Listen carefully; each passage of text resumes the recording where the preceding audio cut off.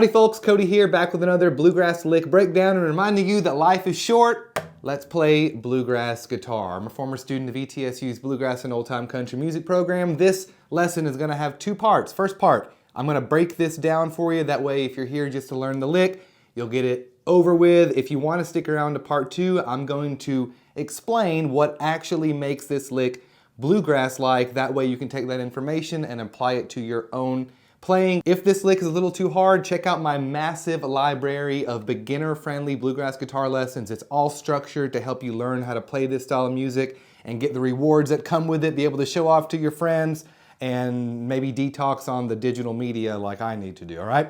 Go ahead and get your fingers on the 5th, 6th, and 7th frets, all right? Now, I call these the home bases because you can imagine here, at least in this first part of the lick, that these are where your fingers need to be in order to pull this off, all right? We're only gonna stray a little bit from this on the first handful of notes, and the first one is on the first note, okay? We're sliding from the 6th fret to the 5th fret, and then 7th fret with our ring finger, all right? And then we're sliding from the 5th fret to the 4th fret on the G string. That happens really fast. Landing there on the 7th fret of the D string. A couple more times to that point. All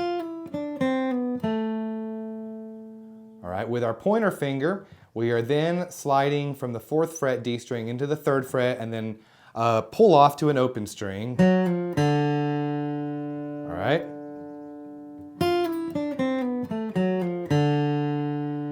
Open on our low E string. I think I slide into that, your choice. All right, so all sort of up to speed there. All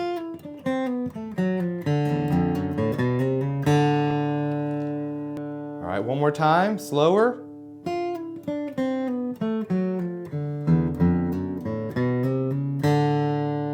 All right. Now part two, what actually makes this lick sound like bluegrass music? So in the key of D, or in the D position, and what I mean by the D position is if you're using D, G, and A as your three main chords in a song, you can also put the capo on and move that up and down the neck to change keys, but you use the same position is what we call, or how we refer to it in bluegrass music, because we don't change the chords that we are playing. So in that position, there is a special note. When we're uncapoed, that special note is an F note. That's our blue note. It's the flattened third. If we're speaking musically, you also might hear this called the minor third. Now, at least in context to this lick, the more that we utilize that special note, the more bluegrass we're gonna sound. And we can do that by sliding into that note. We can use it by starting on that note and sliding out of it either direction on our fretboard. And let me show you what I mean, because it's a perfect example here, and it starts on that blue note, this lick does, okay? We have that F note, 6th fret on your B string. We're sliding out of it, all right? And even that little chunk right there sounds a bit like bluegrass music, all right? And then the second blue note is on that 3rd fret of our D string, all right? So we're getting there by using our slides right there. So then we're sliding into the note, all right? And that's unlocking some bluegrass real estate, as I like to call it. Okay, that's what I speak a lot about in my beginner-friendly bluegrass guitar course, Flatpick Foundations. If this lick is a little too difficult for you, check that out down in the description. There's a massive library of lessons just like this that explains them in depth. And the 3rd F note is right there on our 1st fret, which when we put it together, all right, we integrated there at the very end. We can strum into a D chord to finish all of it. At the beginning there, I was strumming the chord and then playing into the lick and letting that chord ring out as I'm getting there. Right here. All right, now that is, I would say, a bit more advanced. If you are just getting comfortable with this lick, turn on Strum Machine or a metronome and just get your finger you know, those slides down and everything, and then kind of try to strum with the chord. That's the way, at least, that I practice these licks. Learn how to play it first and then integrate it into your playing. But don't be frustrated if you can't keep rhythm and do it right away, even slowly, because this is a bit more of an intermediate advanced lick here, okay? Hey, surprise, it's part 3. I bet you weren't expecting that. Let's try to put this in context real fast. I was sitting here thinking really quick of a tune that you all might know. Angeline the Baker is often played in this open position key of D. So let's just see if we can retrofit this lick into it. What I mean by retrofitting a lick into a melody, it doesn't necessarily always have to fit exactly how you've practiced it or how you've played it there on your screen, or rather how we've discussed it here today. But I think there's a spot, at least in the first part, where we can just kind of experiment. You're seeing this, you know, sort of live here, but I have it in my head. Let's see if it works.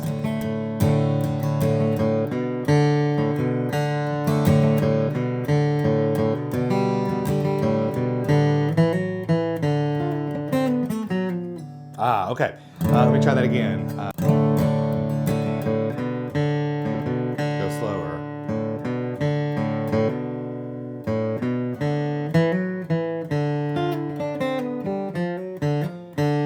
Okay, let's slow this down and see if we can put this in there. So,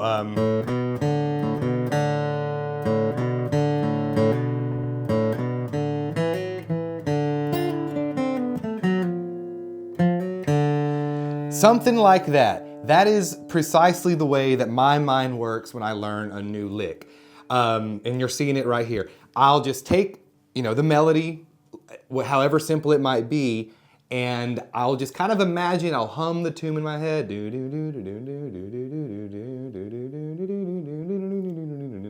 And then I'll just, you know, try to see if it fits. And sometimes it does, sometimes it doesn't. I was playing that one there, just a tad bit different, but still utilizing that blue note that I just explained here, but I'm hammering on out of it into an open D string. Maybe that'll work, maybe it won't. Let me know what you think about this lesson down in the comments. If you've made it this far, and especially if this lick, again, was a little too difficult, there are, God, I have lost count, and that number's growing, and I show you how to play the licks in context to tunes. That's a growing section in there. There's tons of great resources inside of Flatpick Foundations. And like I said, the best thing about it is that if you are learning bluegrass guitar and you need structured learning, this course, unlike a lot of things you buy this day, it doesn't shrink. Like, it gets bigger over time. So you pay one price. I recommend the lifetime access. If you are interested, that locks you into the price forever, no subscription renewal. And then you can basically bank on signing in there, you know, and finding a lesson or something new to work on. So if you're wanting to learn bluegrass guitar, check it out. I'm really big on the idea that we're all spending too much time on devices. I hate to call anybody out there. I know this sounds ironic since this is what I do on the internet here, but for me, it's just getting to where I'm just looking at like garbage every day. I know it's garbage, and I would much rather use that time learning a new instrument and, you know, showing it to my friends and family and leaving something cool behind. So if you're into that, check that out below. If not, keep watching the videos here because you can expect more lessons from me. All right, we'll see you on the next one. Bye-bye.